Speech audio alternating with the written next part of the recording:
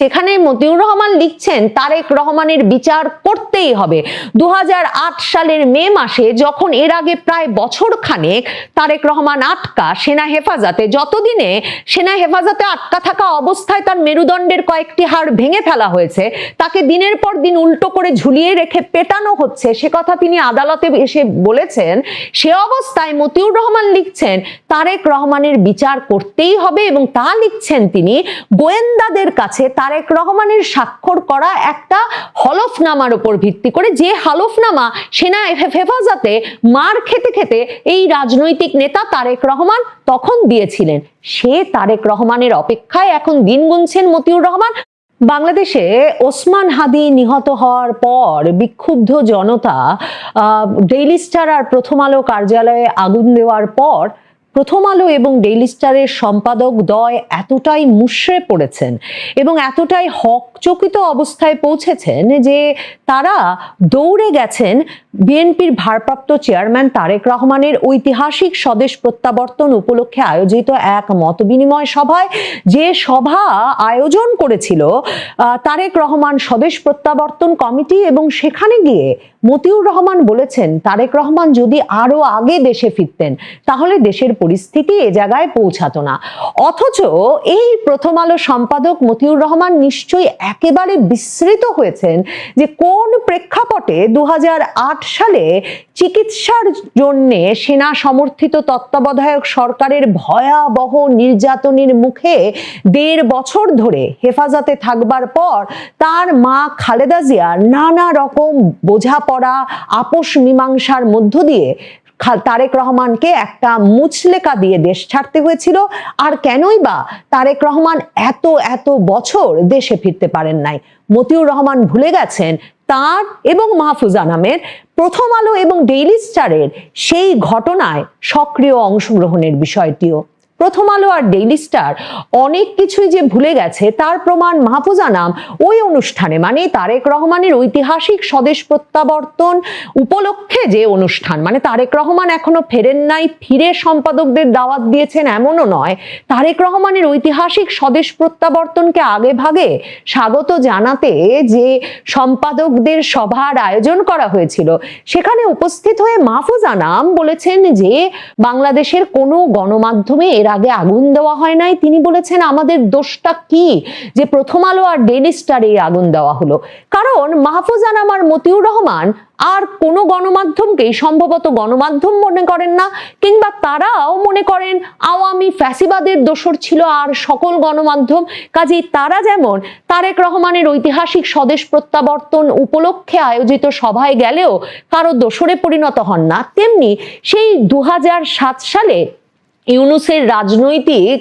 দল গঠনে সক্রিয় সমর্থন, 2007 সালে সেনা সমর্থিত তত্ত্বাবধায়ক সরকার আনার প্রেক্ষাপট তৈরি, কিংবা এরপর ওই সরকারের বছর দুয়েকের যে এক রকমের অগণতান্ত্রিক শাসন ব্যবস্থা এবং রাজনৈতিক নেতৃবৃন্দ এবং দলগুলোর উপর যে নিপীড়ন, সেগুলোর সরাসরি সমর্থক হিসেবে আবির্ভূত হলেও সত্য মিথ্যা গোয়েন্দা তথ্য ভিত্তিক সংবাদ পরিবেশন করলেও নিজেদেরকে কারো দোসর যেহেতু মনে করেন না, কাজেই তারা বলছেন আর কারো কোনো ভবনে নাকি বাংলাদেশের এত বছরের ইতিহাসে আগুন দেওয়া হয় নাই। অথচ 5ই আগস্ট আমরা জানি 71 টিভি, ATN সহ নানা রকম টেলিভিশনে আগুন দেওয়া হয়েছে, ভাঙচুর করা হয়েছে, এবং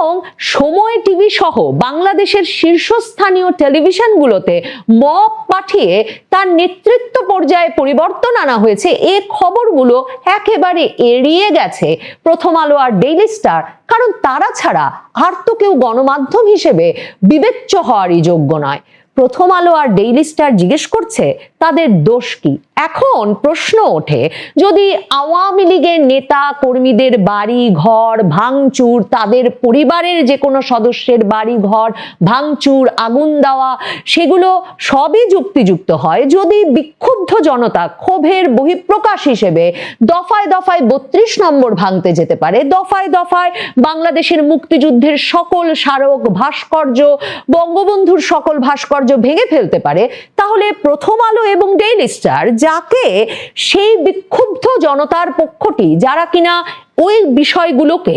আওয়ামী ফ্যাসিবাদের চিহ্ন বলে মনে করে, তারা প্রথম আলো আর ডেইলি স্টারকে ভারতপন্থী হিসেবে চিহ্নিত করে, তারা প্রথম আলো এবং ডেইলি স্টারকে ভারতের চর দালাল হিসেবে অভিহিত করতে চায়, তাহলে বিক্ষুব্ধ জনতা এসে সেটাই বা ভাঙলে বা আগুন দিলে দোষ কোথায়? মানে ক্ষোভের বহিঃপ্রকাশ যদি বাংলাদেশের রীতি সিদ্ধ হয়, আইন সিদ্ধ হয়, তাহলে যার যেমন বিক্ষোভ সে তেমন ভবনে আগুন দেবে, এই তো স্বাভাবিক। মাহফুজ আনামের মতো বর্ষিয়ান সম্পাদক সে কথা কিভাবে বুঝতে পারেন না, সেটাও একটা প্রশ্ন বটে।